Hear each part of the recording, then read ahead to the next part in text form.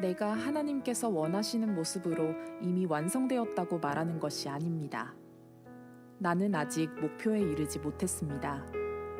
나는 그 목표를 향해 열심히 달리고 있으며 그리스도 예수께 잡힌 바 된 그것을 잡으려고 쫓아가고 있습니다. 형제 여러분, 내가 아직 목표에는 이르지 못했으나 여러분에게 한 가지 자신 있게 말씀드릴 수 있는 것은 내가 과거의 것은 잊어버리고 앞에 있는 목표를 향해 힘껏 달리고 있다는 것입니다. 나는 목적지에 이르렀을 때 상을 받을 것입니다. 그 상은 하나님께서 내게 주시려고 그리스도를 통하여 친히 내리신 것입니다. 영적으로 성숙한 사람으로서 우리 모두 좀 더 신중히 생각하고 판단합시다. 혹시 서로 생각이 다르더라도 하나님께서는 그 부분을 분명하게 바로 가르쳐 주실 것입니다. 그러니 이제 우리가 함께 나눈 진리를 따라 살아가도록 합시다. 여러분들도 기도 제목 있으시죠? 저도 기도 제목이 있어요. 저는 목사이기 때문에 제가 꼭 갖고 있는 기도 제목 한 가지가 있는데, 그것은 무엇이냐? 설교를 위해서 저는 기도해요. 저는 학자가 아니에요. 그리고 저는 강연자가 아니에요. 학자는 본인이 연구하고 싶은 것을 연구하는 사람인 것이고, 강연자는 본인이 잘 얘기할 수 있거나 아니면 얘기하고 싶은 것을 얘기하는 사람인 거죠. 근데 목사는 그런 사람이 아닌 거예요. 목사는 하나님께서 원하시는 말씀을 준비하고 들려주는 게 목사인 것이고, 목사는 본인이 섬기는 성도들에게 유익한 말들, 그 영혼에게 필요한 이야기를 하는 사람인 거죠. 그래서 저의 기도 제목은 이거예요. 하나님, 제가 우리 성도님들에게 하나님께서 원하시는 말씀을 전할 수 있는 목사가 되게 해주세요 라고 기도하고, 또 하나, 하나님, 제가 전하고 싶은 설교 시리즈를 전하는 것이 아니라 우리 성도님들이 들어야 되는 이야기, 들어야 되는 말씀을 준비할 수 있게 해주세요 라는 게 저의 소중한 기도 제목이거든요. 그러던 중에 한 장면이 떠올랐어요. 그것은 무엇이냐? 자신에 대해 알고 싶어하는 사람들의 모습이 연상이 됐습니다. 저도, 그리고 이 자리에 계신 분들도 아마 자신에 대해 알고 싶어하는 사람들이지 않을까라는 생각을 해봤습니다. 내가 누구인지, 또 나는 주로 어떻게 행동하는 사람인지, 어떤 때는 알 것 같지만 또 어떤 때는 내가 내 자신을 잘 모를 때가 있는 것입니다. 그래서 이번 주부터 6월 한 달간 나랑 비슷한 하나님의 사람들, 즉 디스크로 본 성경 인물이라는 시리즈를 준비해 봤습니다. 이 시간을 통해서 나는 어떤 사람이고, 또 하나님은 나와 같은 유형의 사람들을 어떻게 사용하시고 인도해 가시는지, 또 나의 장점은 무엇이고 또 내가 보완해야 할 점들은 무엇인지 알아보려고 합니다. 이번 주에 여러분들 디스크 검사 다 해보셨어요? 여러분께 선물로 드린 그 팔찌가 있을 텐데, 그 팔찌뿐만 아니라 특별히 셀에 함께 하시는 분들은 여러분에 대해서만 알 뿐만 아니라 그 셀원들에 대해서도 알아가 보셨으면 좋겠어요. 그 시간들을 통해서 서로를 알아가고 여러분 자신을 또 알아갈 수 있는 분명히 좋은 시간이 되실 것입니다. 디스크 검사가 무엇인지 여러분 알고 계시죠? 디스크 검사는 개인의 행동 유형과 성격 특성을 파악하기 위한 심리 검사 도구인데요, 먼저 자신감 있게 목표를 향해 주도해 나가는 D형이 있고요, 그리고 외향적인 성격으로 사람들과 좋은 관계를 형성해 나가는 달란트가 있는 사교형의 I 유형이 있습니다. 그리고 다른 사람과 잘 협력하고 인내심과 충성심이 강한 안정형 S형이 있고요, 마지막으로 분석적이고 체계적인 일을 잘 진행해 나가는 신중형인 C 유형의 사람들, 이렇게 4가지 유형의 사람들을 분류하는 게 바로 디스크 검사입니다. 여러분 어떤 유형이세요? 그리고 또 질문할게요. 여러분은 여러분 자신이 그 유형이 나올 거라고 생각하셨어요? 그리고 또 하나, 안 궁금하실 수도 있겠는데 저는 어떤 유형의 사람일까요? 요거는 설교 결론부에 말씀드릴게요. 오늘 그 첫 번째 시간으로 주도형 D에 대해서 살펴보려고 하는데요, 성경에서 나오는 대표적인 주도형 인물이 누구냐? 바울이에요. 챗 GPT한테도 물어보니까 바로 바울이라고 답하더라고요. 바울은 누구였냐면 본래 바리새인이었고요. 그리고 교회를 박해하던 사람이었습니다. 이것이 성경에서 기록하고 있는 바울의 첫 모습이었습니다. 바울이 교회를 박해했던 이유는 예수님과 예수님의 제자들을 유대 사회의 전통과 질서를 파괴하는 자들로 간주했기 때문입니다. 당시 바리새인들은 유대 전통과 율법을 지킴으로써 개인은 물론이거니와 이스라엘 민족이 구원받을 수 있을 것이라고 확신했어요. 그리고 그들이 생각했던, 그리고 그들이 바랐던 이스라엘 사회의 구원은 무엇이냐? 로마의 압제로부터 독립 또는 자유 또는 해방이었습니다. 하지만 예수님은 하나님의 말씀에 반하는 유대 전통은 중단돼야 된다라고 말씀하셨고, 그리고 예수님이 외친 해방은 무엇이었느냐?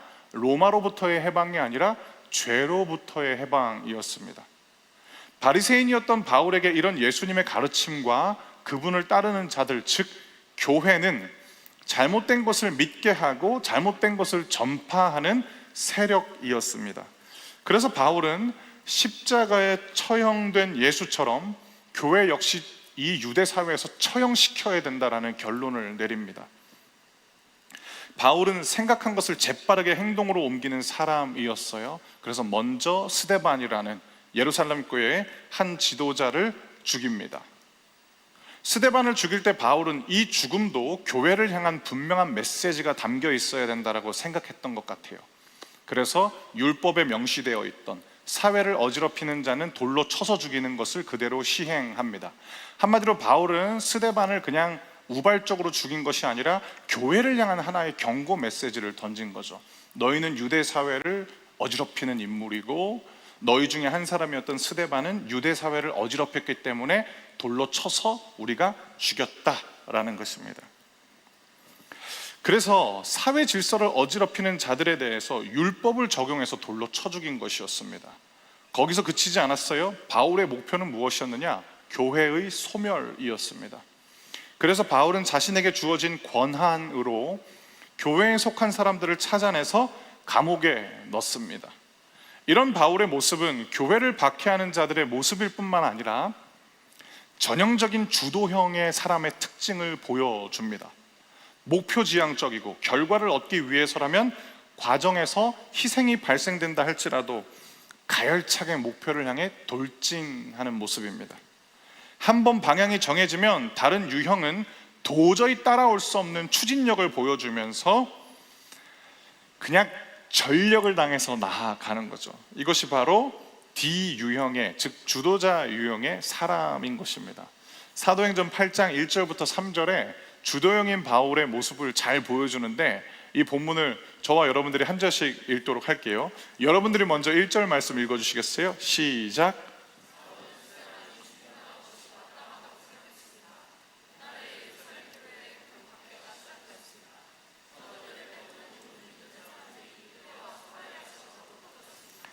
경건한 사람들이 스데반을 묻어주고 그를 생각하며 통곡하였습니다. 함께 읽겠습니다. 한편 사울은 교회를 없애버리려고 집집마다 찾아다니면서 남자든 여자든 닥치는 대로 끌어내어 감옥에 넣었습니다. 아멘. 사울은요, 바울의 유대식 이름이었어요. 그리고 바울은 헬라식 이름이었어요. 우리나라 문화로 치자면 사울은 한국식 이름이고 바울은 영어식 이름이라고 이해하시면 돼요. 자, 바울은 스데반이라는 인물이 죽어 마땅하다고 생각했습니다. 왜냐? 바울에게 스데반은 유대 전통과 율법을 위협하는 존재였기 때문인 거죠. 그러나 예루살렘 교회의 성도들에게 스데반은 어떤 사람이었느냐? 소중한 사람이었어요. 그래서 스데반 집사가 순교당하자 예루살렘 교회의 경건한 사람들은 순교한 스데반을 애도했습니다. 하지만 바울은 예루살렘 교회에게 스데반의 죽음을 애도할 틈을 주지 않아요. 왜냐? 그의 목표는 스데반 한 사람이 아니라 교회 전체가 소멸되는 것이었기 때문입니다. 이처럼 주도형은 한번 꽂히면 끝까지 가야 되고 저거다 싶으면 도달할 때까지 멈추지 않습니다. 그리고 목표가 더 중요했기 때문에 다른 사람의 슬픔은 그다지 중요하지 않아요. 너는 슬퍼해라, 나는 달린다. 너는 이만하면 됐다고 생각해도 나는 아직 멀었다, 나는 또 달린다 해서 바울은 계속해서 교회를 박해합니다. 교회를 없애기 위해서 바울이 집집마다 찾아다니면서 남자든 여자든 닥치는 대로 끌어내서 감옥에 수감시키는데요, 이 말의 뜻은 무엇이냐? 보호자가 필요한 아이가 있다 할지라도 그런 집도 가리지 않고 교회의 성도라는 것이 밝혀지면 그 자리에서 바로 감옥으로 끌고 갔다라는 뜻입니다. 어쩌면 아이가 보는 앞에서 부모를 끌고 갔을 때도 있었겠죠. 아이가 자지러지게 울어도 바울은 어쩔 수 없는 일이라 생각하면서 밀어붙였을 것입니다. 아마도 바울은 이 일이 진행될수록 기뻤을 거예요. 왜냐? 자신이 설정한 목표에 점점점 도달해 갔기 때문입니다. 스데반의 죽음을 애도하는 이들, 감옥에 끌려가는 자들의 여러 사정에도 바울은 미동하지 않습니다. 왜냐하면 바울에게 중요한 것은 그들의 마음이나 상황을 헤아리는 것이 아니라 도달해야 되는 목표가 그에게는 가장 중요했기 때문입니다. 이는 바울의 삶에서만 나타나는 일이 아닙니다. 정도의 차이는 있겠지만 주도적인 사람들에게는 얼마든지 나타날 수 있는 장면입니다. 주도형인 여러분, 여러분의 추진력이 대안을 제시하고 돌파구를 마련하기도 하지만 어떤 경우에는 누군가에게 큰 아픔과 어려움을 줄 수 있다는 것을 기억하셔야 됩니다. 물론 지금 막 주도형 바라보면서 웃으면서 막 이러지 마시고요. 만약에 잘못된 방향으로 달리고 있다면 여러분 멈춰야 돼요.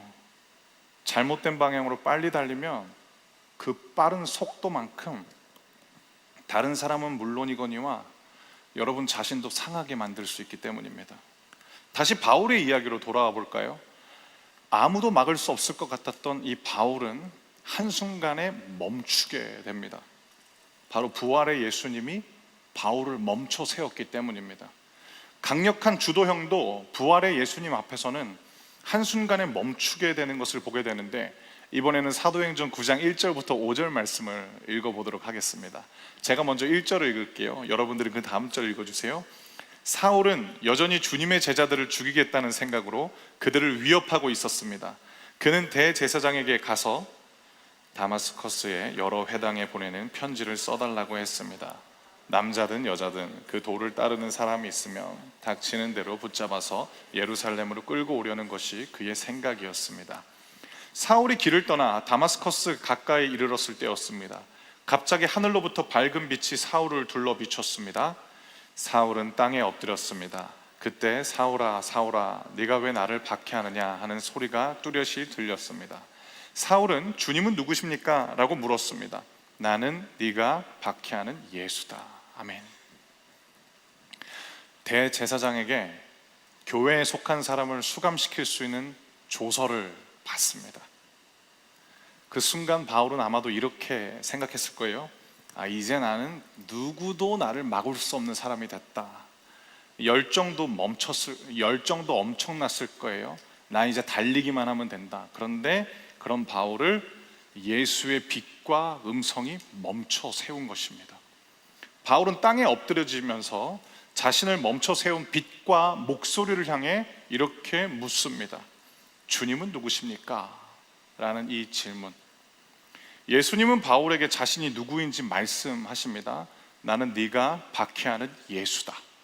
이 답변은 바울뿐만 아니라 주님은 누구십니까? 예수 당신은 누구십니까? 라고 질문하는 모든 이들을 향한 예수의 답변이기도 한 것입니다. 사랑하는 성도 여러분, 예수님에 대해서 알고 싶으세요? 그러면 예수님께 물어보셔야 돼요. 당사자에 대해서 알고 싶은데 왜 주변 사람들한테 물어보세요? 예수님에 대해서 알고 싶으면 예수님한테 물어보셔야 되는 거죠. 그러면 예수님께서 당신이 누구인지 말씀해 주시는 것입니다. 이것이 예수께서 여러분들의 인생을 향해 비추시는 예수의 빛이시고 이것이 여러분들에게 주시는 예수님의 말씀인 것입니다. 바울이 박해하던 예수님은요, 어둠이 아니고 빛이었습니다. 그리고 바울이 없애버릴 수 있는 존재도 아니었습니다. 그뿐만 아니라 어느 누구도 막을 수 없다라고 생각했던 자신을 한순간에 멈춰 세울 수 있는 그 누구보다도 힘센 분이었다라는 것. 사랑 많고 겸손하고 온유하신 거 맞죠? 예수님 그런 분 맞아요. 그런데 사랑하는 성도 여러분, 아닌 거에 있어서는 예수님은 누구보다도 더 단호한 분이셨습니다. 그래서 바울을 멈춰 세웠던 것입니다. 사랑하는 성도 여러분, 우리는 삶의 목표에 관심이 많아요. 목표가 있어야 성장하고 주어진 하루를 잘 살 수 있을 것이다 라고 확신하고 있기 때문입니다. 저도 물론 그런 생각을 합니다. 그래서 제가 아끼는 동료들이나 선후배들한테 이런 이야기를 자주 나눕니다. 하루의 목표, 일주일의 목표, 한 달의 목표, 1년, 3년, 5년, 이 목표를 설정하는 것이 중요하다라고 이야기를 합니다. 그런데 목표를 갖는 것 못지않게 중요한 것이 있습니다. 그게 무엇이냐? 내가 정한 목표에 대해서 예수 안에서의 검증과 확인하는 시간이 매우 중요합니다. 좀 더 쉽게 말씀드릴게요. 내가 정한 목표는 부활의 예수님이 멈추게 하시는 목표일까? 아니면 부활의 예수님이 내가 쓰러지고 지쳐 있다 할지라도 다시 달려가게 하시는 목표일까? 또한 내가 얻고자 하는 결과 때문에 내 주변에 있는 사람들은 지금 울고 있는가? 아니면 내가 얻고자 하는 결과와 그것을 이루기 위한 수고 때문에 점점 더 내 주변에 있는 사람들이 기뻐하고 행복해져 가고 있는가라는 이 질문에 답할 수 있어야 된다라는 것입니다. 지금 이 질문을 통해서 예수님이 우리들을 멈춰 세우고 있는 것입니다. 스스로를 정신없이 휘몰아치며 살아온 우리에게 지금 부활의 예수님이 멈춰서 우리의 목표를 다시 확인해 보라고 말씀하고 있는 것입니다. 또 한 가지 생각해 볼 주제는 무엇이냐? 내가 아무리 최선을 다하고 수고하고 노력하고 잘 준비한다 할지라도 예수님의 뜻에 어긋난 목표라면 가로막힌다라는 겁니다.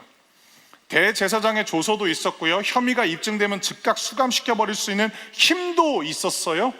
열정도 넘쳤어요. 하지만 예수님이 원하지 않는 목표였기에 바울은 거기서 멈춰 설 수밖에 없었다라는 것. 이는 바울뿐만 아니라 이 세상을 살아가는 모든 사람들에게도 동일하게 적용됩니다. 사랑하는 성도 여러분, 예수님이 원하지 않는 목표는 절대로 도달할 수 없습니다. 왜냐? 부활의 예수가 그것을 절대 허락하지 않기 때문입니다. 여러분은 어떤 목표를 갖고 계십니까? 때로는 아무런 목표가 없는 것 같아 답답할 때도 있을 것입니다. 그때도 우리에게 필요한 것은 무엇이냐? 더 많은 노력, 더 큰 열정? 그게 아니고 우리를 멈추게도 하시고 다시 달리게도 하실 수 있는 예수님의 빛과 목소리가 필요한 것입니다. 예수의 빛과 예수의 목소리가 목표를 상실한 자들에게 새로운 목표를 줄 수 있기 때문입니다. 그 빛과 목소리는 이렇게 들을 수 있고 만날 수 있어요. 예수님, 저를 좀 도와주세요 라는 이 기도와 예수의 뜻과 기준을 명확히 보여주는 성경을 통해서 그 빛이 여러분들의 인생을 향해 비추게 될 것이고 그 목소리가 여러분들에게 들리게 될 것입니다. 다시 바울의 이야기로 돌아와 보겠습니다. 잘못된 목표를 향해 달려갔던 바울은 예수님의 말씀과 빛 앞에 멈추게 되었습니다. 하지만 바울의 이야기는 여기서 끝나지 않았어요. 왜냐? 바울을 향한 예수님의 목표는 그의 인생을 멈추는 데 있지 않아요. 바울을 향한 예수님의 목표는 무엇이냐면 바울의 그 기질, 바울의 그 성향, 죽을 힘을 당해서 달려갈 수 있는 그 열정, 그것을 통해서 예수의 목표를 이루는 것이 바울을 향한 예수님의 꿈이었고 예수님의 비전이었기 때문입니다. 사도행전 1장 8절 말씀인데요, 제가 사도행전 1장 8절 말씀을 여러분들에게 읽어 드릴게요. 여러분 눈으로 확인해 주시겠어요? 다만 성령이 너희에게 오시면 너희는 권능을 받아 예루살렘과 온 유대와 사마리아와 그리고 땅끝까지 가서 내 증인이 될 것이다. 아멘. 방송실 자막이 안 되는 거죠? 주무시고 계셨던 건 아니죠? 이 말씀을 좀 띄워주시겠어요? 왜 이 말씀을 띄워달라 그랬느냐? 잘 한번 보세요. 어떤 분은 이 말씀을 보면서 설레이기도 할 거예요. 또 어떤 분들은 와 대단하다라는 생각을 가지실 분들도 계실 거예요. 근데 적지 않은 분들은 이런 생각도 하실 거예요. 만만치 않다. 땅끝 진짜 만만치 않다. 근데 여러분, 다시 저 말씀을 한번 봐 주시겠어요? 누구한테 딱 어울리는 비전이냐? 주도형 바울. 꽂히면 끝까지 간다니까요. 주도형인 바울한테는 이 사도행전 1장 8절 말씀은 가슴 떨리게 만드는 비전인 거죠. 그래서 바울은 어떻게 되느냐? 맞아요, 땅끝까지 가요. 사도행전에서의 땅끝은 로마거든요. 바울은 결국 로마까지 가는 거죠. 이제 내려주시겠어요? 여러분, 예수님은요, 바울이 제일 잘할 수 있는 스타일로 그에게 맞는 꿈을 주시는 거예요. 그게 바로 땅끝이었습니다. 즉, 예수님은요, 주도형인 바울의 기질을 바꾸지 않으셨어요. 예를 들어서 이럴 수도 있잖아요. 바울, 네가 뭘 잘못했는지 이제 알겠지. 너는 사람의 마음을 너무 헤아리지 못했어. 너는 이제부터 사교형이 되어야 해 라고 말씀하지 않으셨다라는 거. 거침없이 나아가던 바울에게 예수님은 그 방향이 아니야, 이 방향이야. 네가 가야 될 곳은 교회의 소멸이 아니라 땅끝이야. 나랑 같이 저 땅끝을 향해 가자라고 말씀하시는 거죠. 이 방향이야, 그 방향이 아니라 이 방향이야 라고 말씀하시면서 바울이 가장 잘할 수 있는 일을 다시 맡겨주시는데, 그것이 바로 땅끝을 향해 거침없이 나아가는 이방인의 사도였어요. 이방인을 향한 선교사, 이방인을 향한 설교자, 이방인을 향한 목회자, 이것이 바울에게 주어진 새로운 예수의 꿈이었던 것입니다. 로마서 11장 13절 말씀은 여러분들이 읽어주시겠어요? 시작.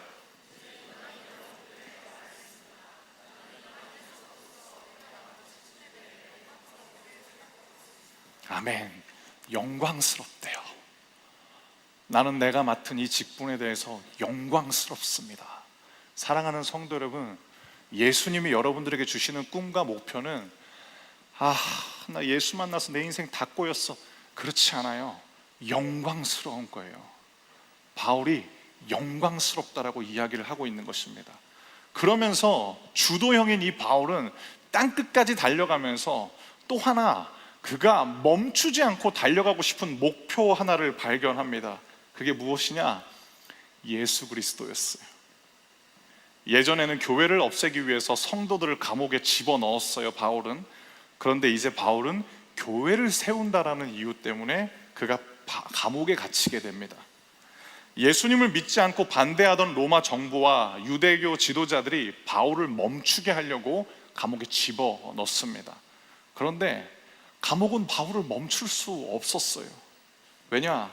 바울을 멈출 수 있는 분은 예수님밖에 없었기 때문입니다. 사랑하는 여러분, 이것이 바로 예수의 꿈이 우리에게 주는 능력인 거죠. 예수의 꿈이 임하면 아무도 못 막아요. 예수님만 멈춰 세울 수 있어요. 그런데 예수의 꿈은 예수님이 멈춰 세우지 않고 있어요. 감옥에 갇혀도 편지를 통해서 예수의 꿈을 실현시킬 수 있다라는 것입니다. 사랑하는 여러분, 지금 여러분들에게 필요한 것은 여러분의 꿈이 아니에요. 여러분들의 인생을 향한 예수의 꿈이 필요한 것입니다. 이제 바울이 감옥에서 어떤 편지를 쓰느냐? 그것은 나는 감옥에서도 멈추지 않고 예수를 향해 달려갈 것이다 라는 여전히 주도형 크리스찬으로서 식어버리지 않는 열정에 대해서 이야기를 하는데요, 빌립보서 3장 9절부터 11절 말씀, 이 말씀도 한 절씩 읽도록 하겠습니다. 여러분들 먼저 9절입니다. 시작.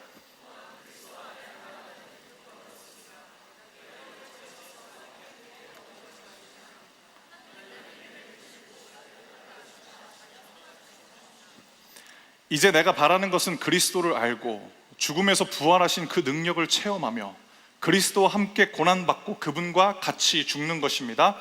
그분을 따를 수만 있다면 나도 마지막 날 부활의 기쁨에 참여할 수 있을 것입니다. 아멘. 만약에 바울이 이 편지를 쓸 때 그의 눈에서 눈물이 흘렸다면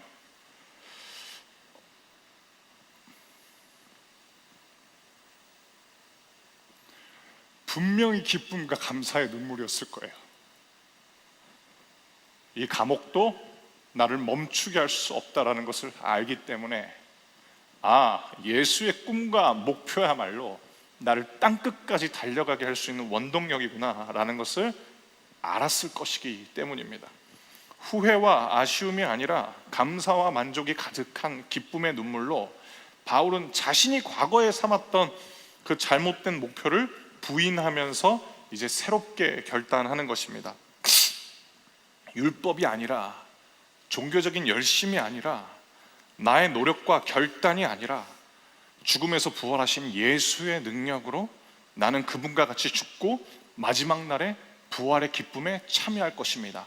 내 목표는 땅끝만이 아니라 나를 땅끝으로 보내신 예수가 내 목표입니다 라고 감옥에 갇혔으나 자신을 걱정해주는 다른 성도들을 향해서 편지를 쓴 것이 바로 빌립보서 말씀인 것입니다. 이어서 바울은 숨막히는 달리기가 아니라 가슴 뛰는 달리기로 모든 그리스도인들을 초대하는데, 이것은 주도형을 향한 초대가 아니라 모든 땅끝과 모든 그리스도인들을 향한 초대인데, 빌립보서 3장 12절부터 16절 말씀인데요, 한 절씩 읽도록 하겠습니다. 여러분들이 먼저 12절 말씀 읽겠습니다. 시작.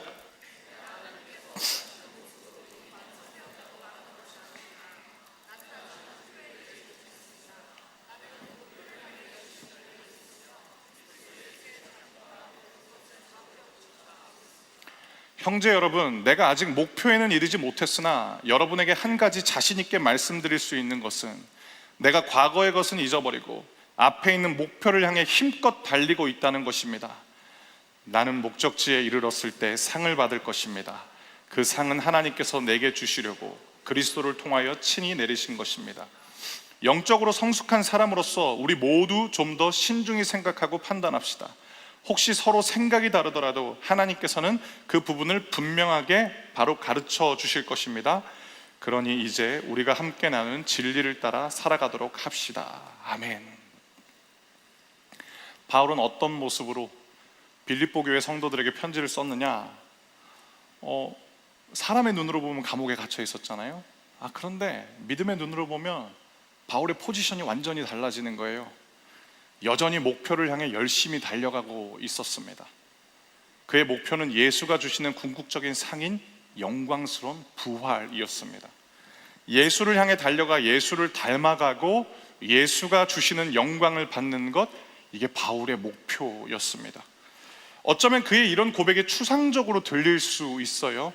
왜냐하면 우리도 모르게 예수님을 향해 나의 목표를 제시하고 예수님한테 나한테 따라오라고 말하는데 너무 익숙해져 있기 때문입니다. 예수님이 나를 따르라고 우리에게 말씀하셨잖아요. 입으로는 아멘 하죠. 그런데 우리들의 기도, 우리들의 속내를 가만히 보면 예수님한테 나를 따르라 할 때가 너무 많은 것입니다. 주객이 바뀔 때가 너무 많습니다. 예수님께 나를 따르라 말하면서 예수님께 우리들의 소원을 미션으로 주고, 예수님은 땅끝을 말씀하시는데 우리는 예수님한테 나의 소원을 이루라고 말씀드리는 거죠. 그런 우리를 향해 바울은 빌립보서 3장 15절을 통해서 이렇게 말하는 것입니다. 영적으로 성숙한 사람으로서 우리 모두 좀 더 신중히 생각하고 판단합시다 라고 말하는 겁니다. 우리에게 필요한 것은 무엇이냐? 내가 정한 목표에 도달하기 위한 추진력이 아니고요, 예수 자체를 목표로 삼는 것입니다. 즉,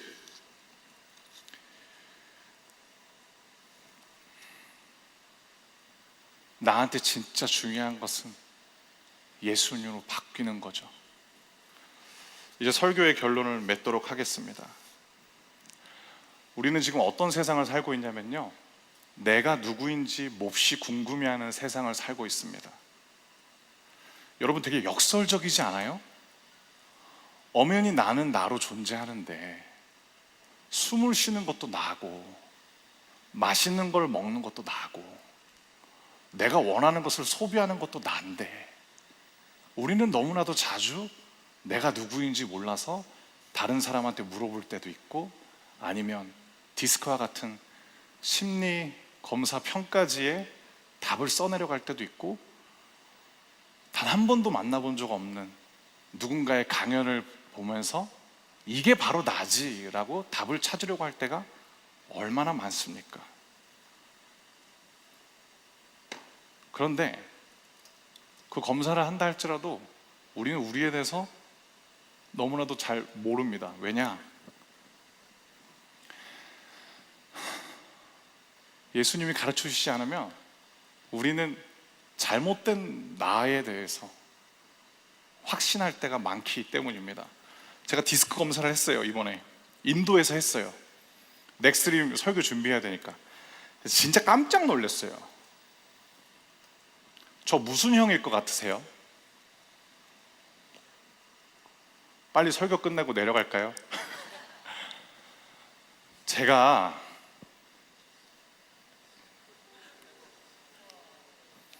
진짜 깜짝 놀랐어요. 제 주도형이 나왔어요.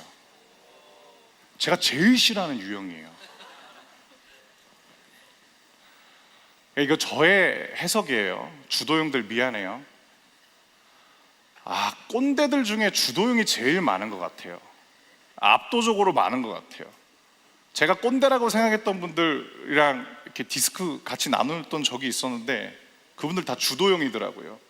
물론 여호수아 목사님을 향해서 얘기한 건 아니에요. 여호수아 목사님 주도형 나왔거든요. 근데 제가 저는 올 초에 제가 사교형이라고 봤거든요. 근데 사교형들이랑 같이 테이블에 앉아 있는데 여호수아 목사님이 저한테 네가 왜 사교형이냐고, 너 사교형 아니라고. 근데 저는 끝까지 제가 사교형이라고 이야기를 했어요.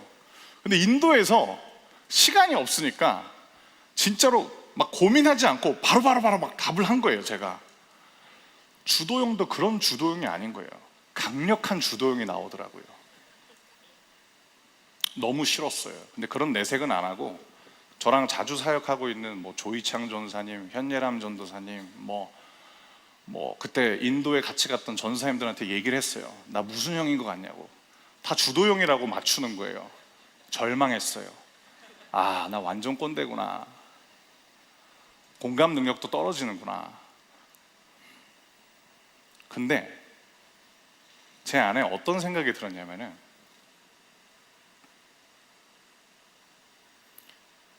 내가 주도형이 맞구나라는 걸 알게 됐어요. 그리고 예수님께서 저의 이런 면을 사용하고 계시는구나라는 생각을 했어요. 우리 드림빌더스에서 넥스트림으로 공동체가 개편되고 예배가 새로워졌잖아요. 저는 불가능할 거라고 생각하지 않았어요. 그냥 달려갔어요. 7년 동안 멈춰 있었던 드림 플러스? 복음을 전하면 당연히 능력이 나타나는 거 아니야? 라는 생각으로 부족해도 그냥 시작하지 뭐. 그리고 시작을 했어요. 그리고 인도 아울리치 가서 여호수아 목사님께서 저한테 비전을 나누라고 하시는 거예요. 거기 가서 내년도에 1000명의 예배자들을 모아달라고 해라. 그래서 그냥 그걸 했어요. 근데 그분들이 꿈을 갖기 시작하는 거예요. 그리고 또 하나, 제가 다음 주에 왜 다른 교회 청년부 예배에 설교하러 가는 줄 아세요? 내년 겨울 수련회 때 연합 수련회를 할 거거든요. 물론 하나님께서 우리 공동체에게 부흥을 주고 계시기 때문에 나만 크리스천이 아니다라는 생각을 여러분들은 여기 오시면서 갖게 되실 거예요. 근데 한 3교회 정도 연합을 하려고 하고 있고 한 1000명의 2030 세대들이랑 같이 겨울 수련회를 할 거예요. 예수의 사람으로 살아가고 있는 젊은 세대들을 서로 보면서 서로 축복하는 수련회를 기획하고 있거든요. 그래서 제가 먼저 그 교회에 가서 말씀을 전하고 비전을 나눌 거예요. 그런데 무섭지 않은 거예요. 하면 되지. 그러니까 제가 안 미워졌어요. 어제까지만 해도 제가 미웠어요. 나는 왜 주도형일까? 근데 오늘 말씀을 준비하면서 저를 이렇게 만들어주신 하나님께 너무 감사했고요. 그리고 저는 앞으로도 예수님 바라보면서 달려갈 거예요. 친구 같은 목사님, 막 알뜰살뜰하게 나한테 와가지고 막 친절하게 해주는 목사님이 너무너무 좋아요. 그런 거는 우리 조이창 전사님이 사교형이니까 조이창 전사님이 잘 해주실 거예요. 저는 예수님 바라보고 죽을 힘을 다해서 달려갈 거예요. 사랑하는 여러분, 여러분들의 기질은 잘못되지 않았어요. 그리고 여러분 자신이 불만족스러울 때도 있으시죠? 그때는 예수 안으로 들어가셔야 돼요. 그래야 진짜 자기 사랑을 할 수 있는 겁니다. 여러분은 하나님이 창조하셨기 때문에 너무너무 아름답고 영광스러운 존재들이에요. 그리고 하나님께서 여러분에게 주신 그 기질과 성향은 잘못이 없어요. 잘못은 방향이 틀어졌을 때 나타나는 거지, 여러분들의 기질과 성향, 그거는 하나님이 여러분들에게 주신 것이고, 예수님은 당신의 아버지신 하나님께서 여러분에게 주신 기질과 방향을 가지고 예수의 꿈을 심어 주실 것입니다. 여러분들을 통해서 예수님의 꿈이 이루어지게 될 것입니다.